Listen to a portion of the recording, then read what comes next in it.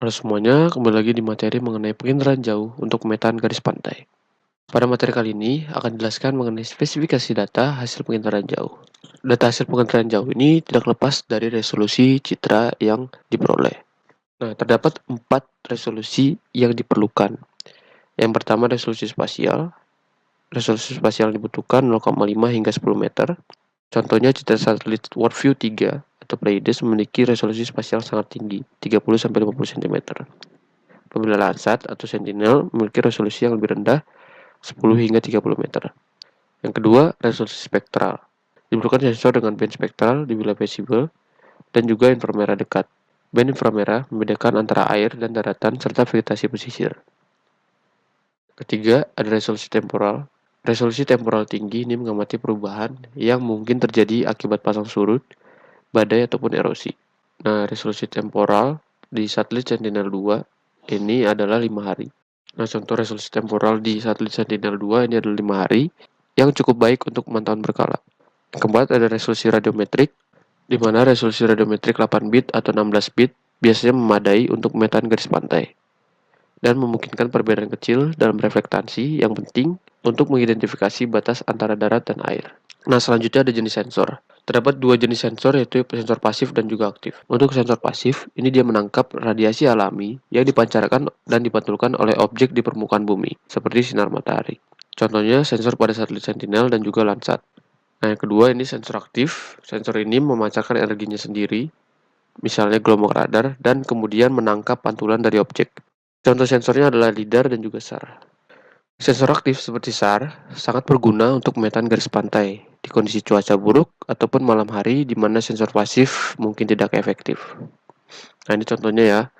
Ini contoh dari sensor pasif, dia menggunakan bantuan dari matahari untuk menangkap radiasi dari pantulan matahari. Nah, kalau misalkan untuk sensor aktif, dia memancarkan dan juga menangkap kembali radiasi yang dia pancarkan sendiri. Ada data penginderaan jauh, ini memerlukan beberapa koreksi, yaitu koreksi geometrik dan juga radiometrik.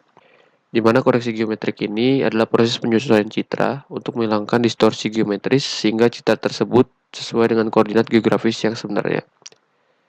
Nah, koreksi ini dilakukan dengan membutuhkan koordinat 2 dimensi, XY, atau koordinat ground control point sebagai data inputnya. Selanjutnya koreksi radiometrik, ini adalah proses penyesuaian citra untuk mengoreksi efek-efek yang memengaruhi intensitas sinyal yang diterima oleh sensor seperti atmosfer, sudut matahari, atau respon sensor itu sendiri. Bertujuan untuk mengembalikan nilai piksel citra atau DN ke nilai pantulan pada permukaan bumi, di mana metode yang bisa digunakan adalah Dark Object Subtraction atau DOS, dan koreksi ini diasumsikan bahwa nilai reflektan minimum yang dihasilkan bernilai 0 dengan menggunakan pendekatan bahwa nilai piksel seluruh citra dikurangi nilai reflektan objek. Selanjutnya adalah data DEM atau Data Digital Elevation Model. Data DEM ini adalah representasi digital dari permukaan bumi yang menunjukkan elevasi pada titik-titik tertentu. Untuk pemetaan garis pantai yang lebih akurat, data elevasi atau DEM ini sering digunakan bersamaan dengan data penginderaan jauh. Bagaimana cara kita mendapatkan data DEM ini? Kita bisa menggunakan perangkat lunak GIS dan juga sumber daya online seperti USGS, kemudian Copernicus, GEE, dan Open Topography. Nah, sumber daya data DEM ini adalah SRTM, Aster, GDEM, ALOS, PALSA, dan LIDAR data. Kemudian kita bisa mendapatkan visualisasi 3D dari data DEM seperti pada Google Earth ataupun Cesium.js. Nah, selanjutnya bagaimana cara kita melihat spesifikasi data yang kita peroleh? Contohnya pada citra satelit ya. Citra satelit ini kita bisa melihat spesifikasi data mulai dari resolusi, kemudian cloud cover, kemudian akuisisi pengambilan datanya gitu. Ini kita bisa melihat dari website penyedia data citra satelit dan juga metadata citra satelit. Nah, sebelum kita download data citra satelitnya, kita bisa melihat melalui website di mana ini bisa dilihat dari produk info yang terdapat pada website tersebut. Sebelum itu, tentukan daerah yang ingin diambil dan juga lihat cakupannya ya. Baru setelah itu klik produk info dan nanti di situ akan munculkan beberapa spesifikasi data mulai dari size datanya, kemudian cloud covernya, kemudian nanti ada waktu akhir pengambilan datanya dan waktu awalnya gitu.